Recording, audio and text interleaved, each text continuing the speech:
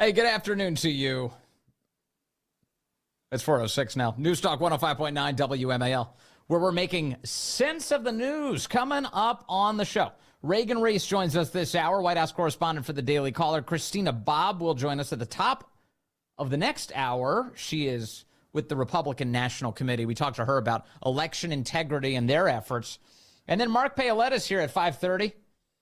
He'll weigh in on the latest efforts by the left to delegitimize the Supreme Court. He's a longtime friend with Justice Clarence Thomas and knows all about these ridiculous attacks on the good men and women who work there. You can join us 888-630-9625, 888-630-WMAL.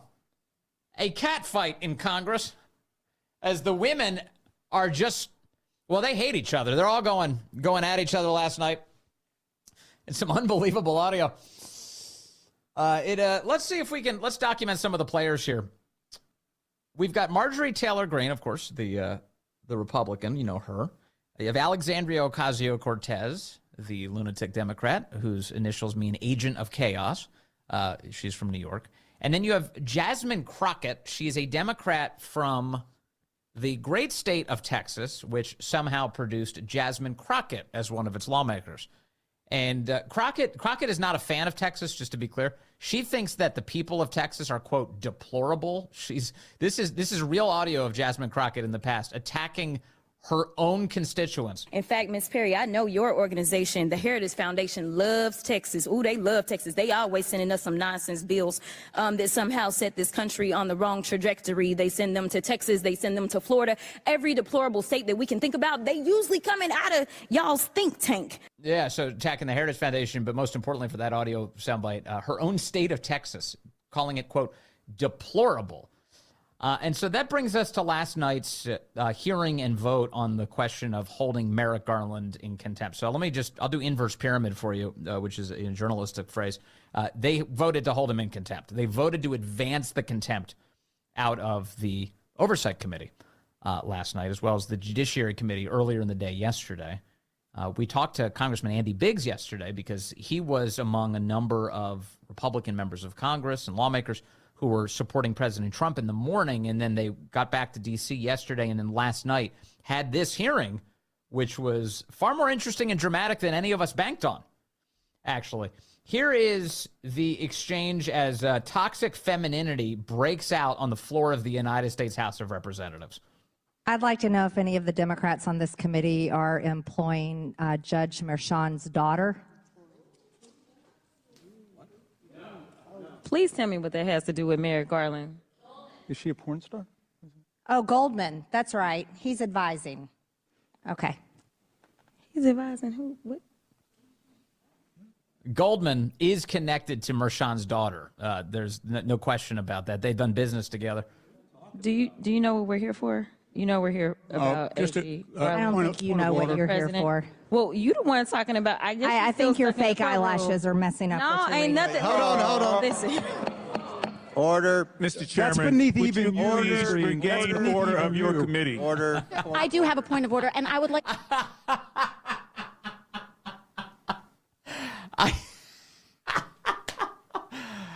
Oh, I mean, at least they're abandoning the pretense that they have any sort of respect for one another. Marjorie Taylor Greene says to Jasmine Crockett, I think your fake eyelashes are getting in the way of your ability to read what we're here for. Which, of course, created pandemonium last night.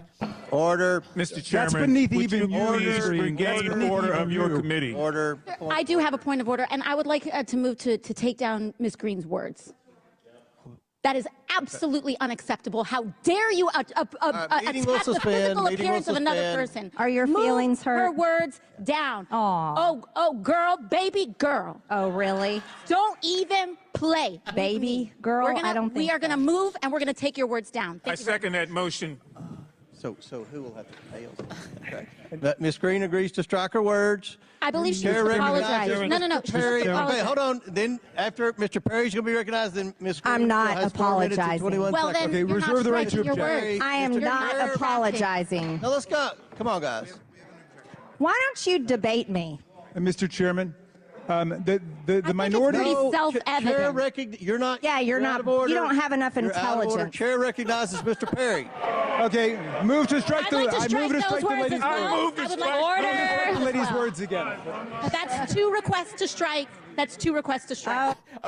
Marjorie Taylor Greene, literally in the midst of them debating whether or not they're going to remove her words about some other lawmaker, she's just throwing strays at everybody now. AOC's catching one, and so they got to figure out. They have all these individual parliamentary procedures to remove each of her statements about these morons. I'm not saying I want Congress to be like this all the time. I am saying I laughed very hard at it. They cannot take the words. There's another motion to strike her words again. Please All right, get okay, your members under here's the control. correct parliamentary. Ms. Green, do you agree to unanimous consent to strike your words? I repeat again for the second time. Yes, I'll strike right. my words, That- but I'm not all right. apologizing. Without objection. Not apologizing. Chair, 21 seconds. Mr. Chair, point of order. Who's It's me. Ms. Crockett? I'm just curious, just to better understand your ruling, if someone on this committee then starts talking about somebody's bleach blonde, bad-built butch body, that would not be engaging in personalities, correct? A what now? Hey, Butch, wait a second. Hold up a second. Is this an anti-lesbian form of bigotry? Is that what we just heard from Jasmine Crockett? Was that a shot? Right? Because you say Butch, that's kind of what you're doing. So that sounds like just in time for Pride Month, some anti-LGBT bigotry from the left there. Who's It's me. Ms. Crockett? I'm just curious, just to better understand your ruling, if someone on this committee then starts talking about somebody's bleach blonde, bad-built butch body, that would not be engaging in personalities, correct? A what now? Chairman, I make a motion to strike those I words. don't think that's Hold a on. I'm parliament. trying to find clarification on what quality. Chairman, motion to I strike have no those idea what words. you just said. We're not gonna do this. Look, you guys earlier literally just You just voted to do Y'all did it it. first, so you don't want to talk about voted to do it. Order. I'm trying to get Okay. Just to be clear, none of these people should be in charge of our country. What is happening? clarification. Look it, calm down. Calm down. No, because this I is would what like to y'all get do. through proceedings. So I'm trying Hey, to Ms. get Crockett, clarification. you're not Y'all wanna recognized. play Ms. games? I can't hear you with your Uh-oh. yelling. Don't want me Calm to be- down. Emotionally incontinent lawmaker Jasmine Crockett, who thinks her own people are deplorable, is now screaming. She's flying off the handle. Order. I'm trying to get Okay. clarification. Look it, calm down. Calm down. No, because this I is would what like to y'all get do. through Who's saying calm down? Is that Anna Paulina Luna? Is that okay? Proceeding. So I'm trying Hey, to get Ms. clarification. Crockett, you're not Y'all wanna recognized. play Ms. games? Crockett. I can't hear you with your And you yelling. don't want me Calm to down. Be, Can no, you please calm don't down? tell me to calm down. Calm down. Because y'all Please talk calm noise, down. and then you You're can't out of take control. Because if I Look, come, Chairman, if I can come we and send talk her take a about break her, for 5 y'all minutes? gonna have a Mr. problem. Chairman, Mr. Order. Chairman. All right, Sorry. Chair, I don't know why okay. you're Order. acting Chair like now that. recognizes. I have no idea what Jasmine Crockett even said at the end. She said, if I come at y'all something curse word, then y'all going to have a problem. Is that what she said? Something like that? So now, what is it? It's like some implied threat? Oh, she's very tough. How much? That chick weighs like 90 pounds soaking wet. What is she talking about? Anyway, that was happening in Congress yesterday. Cindy in D.C. has been watching all of it very closely. She's on line one. Cindy, good afternoon. You're on the Vince Coglianese Show. Hey, Vince, I love your show. I listen to WMAL all day long, and I am so glad that you were talking about this because I've been looking at it on, X and everything, and, I was trying to figure out who the one that kept telling Congresswoman Crockett to calm down. I kept looking at the video, and I thought, is it Lauren Boebert? And Lauren Boebert's sitting there making the sign of the cross, and the fur was flying. But, you made the point, what you said about the comment about, because Crockett tweeted out, today is International Day Against Homophobia, Biophobia, Interphobia, and Transphobia. She did not. As a She member did. of the Equality, She did that today? Yes, as a member of the Equality Caucus, I am committed to protecting the LGBTQIA plus community and combating anti-equality extremism in Texas and beyond. Boom. She said, did she say that today? Is that what you're telling me? Yes, sir. She tweeted that out. I'm Oh looking my at goodness. it right now. That's so right after she's saying that Marjorie Taylor Greene looks butch. She thinks this is a big on. And left-wing Twitter is very excited by her today. They think that if you're screaming, flying off the handle, throwing out homophobic insults, that's a sign of dominance, and so they're really pleased by that today. But that's good. Thank you, Cindy. That's some helpful news reporting on this bizarre thing. I will say, I know this is you and I probably expect so much better out of the people who represent the United States, or maybe not at this point, but. You see this? I honestly was laughing very hard when I saw the audio. I was like, this is too much. Vince, they should just go for the Jello fight, okay? Because Raskin was cracking up. Poor Comer couldn't hear everybody because they were all talking over each other. He's trying to keep up with the comments. So just go for the Jello fight. Go old school, put a big old vat of Jello, and let them all just jump in and just let the bird fly. That's very fratty. It's very fratty of you. Thank you, Cindy. That's quite an idea. A Jello fight. I guess that's better than some of the Asian parliament fights we see, where they literally are like throwing chairs at each other, and all of a sudden, full-blown mob fist fights. In fact, Shannon Bream had an interesting report today on all of this, because on Fox they played the video for her, and they said, "What's your reaction?" And she had some.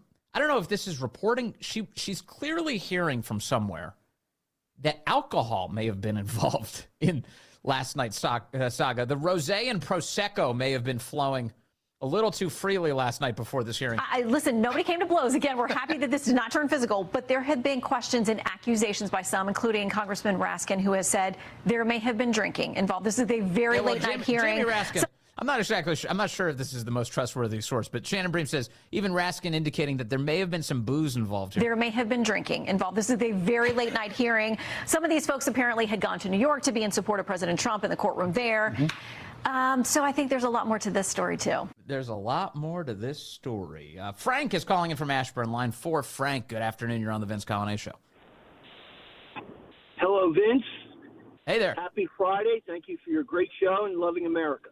Thank you, sir. I think what's happening in the chambers there of the House is just indicative of people with common sense at some point getting fed up.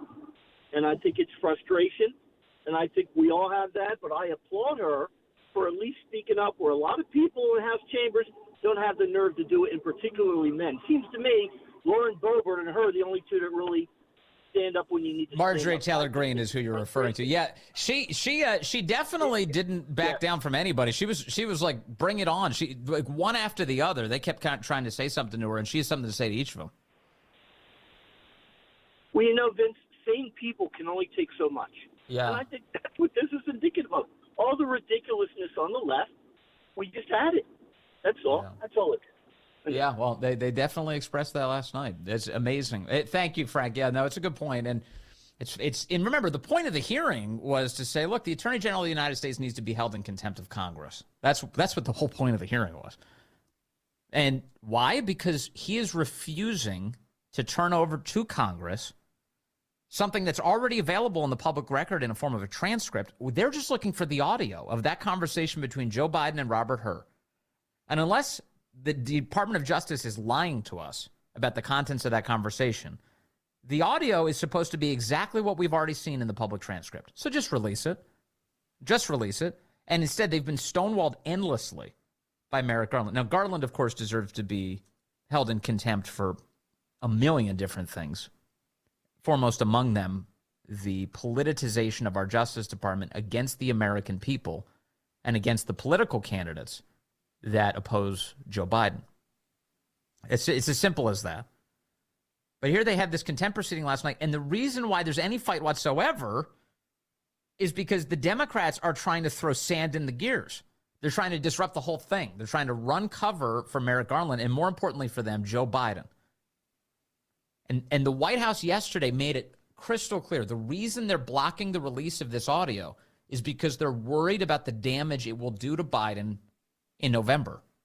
Now, Biden is already very damaged political goods based on every available survey. But if the audio that the Justice Department is currently withholding is that devastating, all the more reason it needs to be made public. All the more reason. The American people deserve that. Instead of the election meddling they're getting out of the White House and the Justice Department right now. So, at any rate, it blew up into a full-blown catfight on the floor of the House yesterday. Amazing. Just amazing. As, I guess, Marjorie Taylor Greene, she really started it, didn't she? I knew. I'm not a woman, but I could tell instantly. As soon as you accuse a woman of not being able to read because her fake eyelashes are getting in the way, It's on. Oh, man. Since the cat fight yesterday. By the way, a great listener points out it wasn't on the House floor. This would be on the Oversight Committee floor. That's where they had that yesterday specifically. All the drama. So John Fetterman reacted to this. He said, in the past, I've described the U.S. House as the Jerry Springer show. Today, I'm apologizing to the Jerry Springer show, he writes. Meanwhile, AOC is angry at him for this. AOC tweets at John Fetterman, I understand you likely would not have stood up for your colleague and seem to be confused about racism and misogyny being a both sides issue. What is she talking about, misogyny? Everyone involved was a woman. What is she talking about? And racism, again, what is she talking about? What racism was involved? But I stand up to bullies, she claims, instead of becoming one. And to the women of Pennsylvania, I would stand up for you too. Enjoy your Friday. Oh, AOC. She's something else. James is in Warrenton, line 6. James, good afternoon. You're on the Vince Coglianese show. Good afternoon.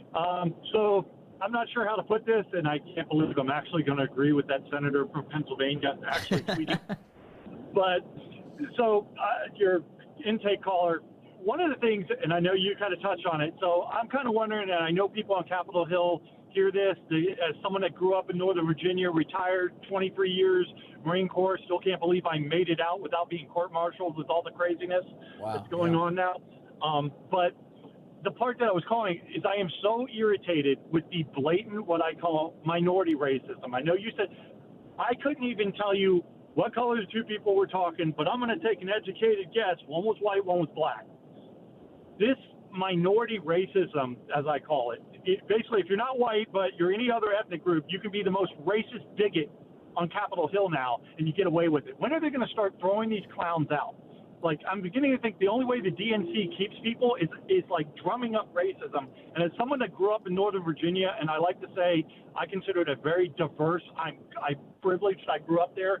As far as I'm concerned, when I grew up in, I'm going to date myself, the 80s and the 90s, like I said, I went to school with Trent Lott's kids. I went to school with that knucklehead Jim Acosta. You guys can probably figure out what school it is. Racism was dead. It was dead, at least in Northern Virginia. It was dead until Obama came into office. This is the new DNC narrative and how they do things. They divide this country, and when are people going to wake up and start going after what I call the minority races? Let me just, I completely agree with you, but I'll add this caveat. It's just racism. There's been a mistake in the past, people saying things like reverse racism or some sort of qualified racism. You're right. It's just flatly bigotry where people are judging, lefties are judging white people on the basis of their skin color in particular here. But it doesn't matter what color you are. You're not supposed to do that because that's not the way we're built. That's just awful. And it's racist. So you're totally right about that. Thank you, James. We should flag that way more. Stay with us. Reagan Reese with the White House correspondent for the Daily Caller up next. Hey, good afternoon to you. It is now 4:36, News Talk 105.9 WMAL, where we're making sense of the news. Coming up, 5 o'clock, Christina Bobb is here. She's an attorney with the Republican National Committee. She's got a big job. She handles election integrity over there. So we'll talk to her about their efforts, what they're up to, how they're ensuring integrity in this election, and what kind of get-out-the-vote effort they're undertaking right now. Some news breaking today on that front. We'll discuss it with Christina ahead. Mark Paoletta, also here at 5:30, an attorney, longtime friend to Supreme Court Justice Clarence Thomas, and we'll get his reaction to the left's latest efforts to delegitimize the court. They're out of control. They really are. You can join us, 888-630-9625, 888-630-WMAL. Joining me now is the White House correspondent for the Daily Caller. Reagan Reese is on the phone. Reagan, great to have you back with us. Hey, Vince. Thanks for having me. What is the White House like these days? Do you ever get tired of the lying? Do you ever sit back and you're like, I really wish people would stop lying to me? You know, Vince, I've gotten to the point where I've started to wonder if I'm going to be caught on camera in the briefings, reacting. I can't help myself but roll my eyes at some of the responses or let my jaw drop. It's So, amazing. yeah, I am very tired of it. It's amazing. In fact, like I was thinking of you because, for instance, earlier this week, Karine Jean-Pierre was asked, somebody in the room asked her about Donald Trump's ongoing legal trouble in New York with Alvin Bragg going after him and Matthew Colangelo from the United States Department of Justice. And when Karine was asked about this, she responded, well, I can't talk about it because that's the 2024 election. Well, wait a second. I'm sorry. How can you try and dodge that question with that answer? Aren't you explicitly declaring at that moment that means that this is all political? It's so automatic for her because as soon as she hears Donald Trump, because she needs to get out of answering every and all question that she can, she immediately goes to, Hatch Act. I can't talk about the campaign. I'm a federal employee. And so she, will just run to this, that's the 2024 campaign. So, I think I saw headlines that were like, Karine Jean-Pierre says the quiet part out loud. I think that's true. I also think it's just so telling that she has to react and, try to dodge as many questions and kind of created this viral moment because, she has this tendency. Yeah, for sure. And I don't want to, screw up your relationships with everybody else in the room too much, but have you noticed that, their attitudes have changed over time towards this White House? I mean, even this week, I felt like the Associated Press, Sungmun Kim yesterday was asking questions like, wait a second, you're withholding the audio of Biden speaking to Robert Hur, and then you're saying because it could be politically damaging. Are you literally admitting that you're only withholding it for political reasons? It seems like the press is kind of turning on the White House a bit. Yeah, so actually when I'm on pool duty, so I'm following around the president for a day, being the record of what he's up to that day. Yeah. I have heard from reporters that I'm traveling with about how different the administrations, the Trump administration and the Biden administration have treated reporters.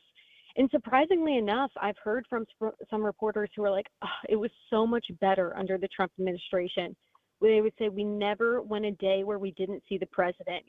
We go days all the time where we don't see Joe Biden. We never see him on White House grounds answering questions. So just little stories and anecdotes that I've heard from press, throughout my time in the White House, who miss the accessibility that they had to the president and to the staff. It's a much more closed down operation. Finally, on this topic, are they still having like a phalanx of White House aides walk around Biden as he walks across the South Lawn?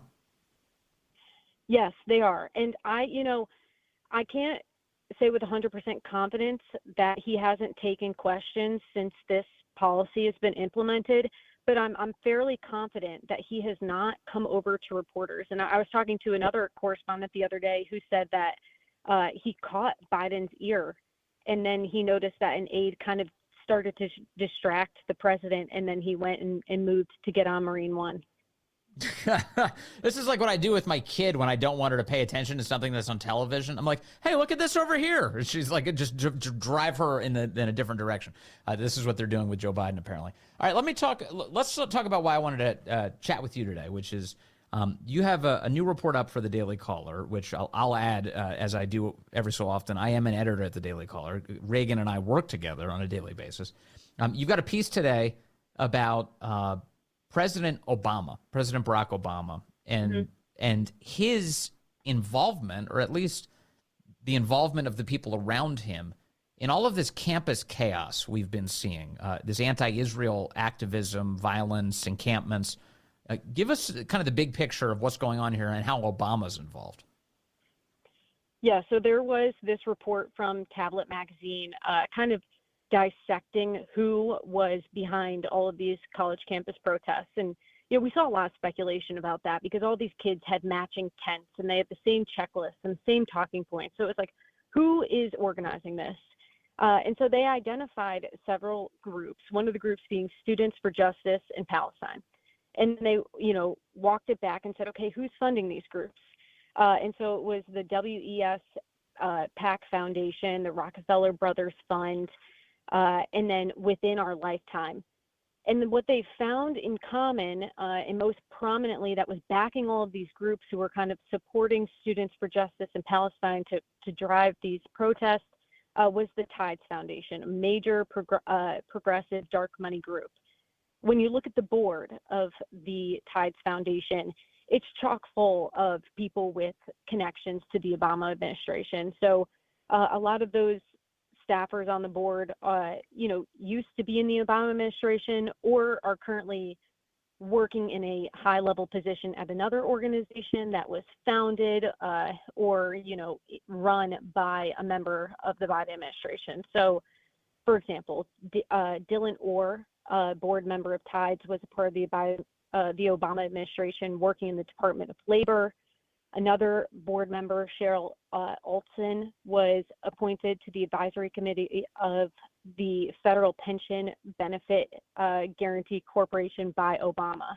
And so it's just, you go down the whole list, and that's a majority of who is, on the board of this group that is pouring tons of money into these protests. And this is consistent. I mean, insofar as there's any sort of through line policy-wise, this is consistent with Obama cozying up to Iran while he was in office and establishing the Iran nuclear deal and delivering pallets of cash to the Iranians.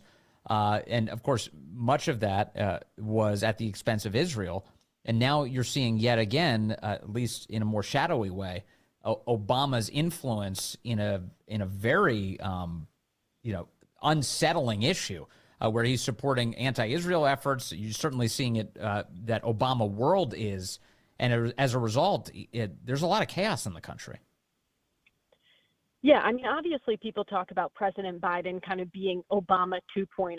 But one of the big differences between President Biden and President Obama is Obama's Middle East policy and how he, tried to warm up ties to Iran. And Biden never seemed too keen on that. Until now, where we see him he took this originally real pro-Israel stance, and now he's kind of starting to slow it back a little bit. We're seeing him kind of draw a red line in the Israel-Hamas war. He doesn't want Israel to invade Rafah.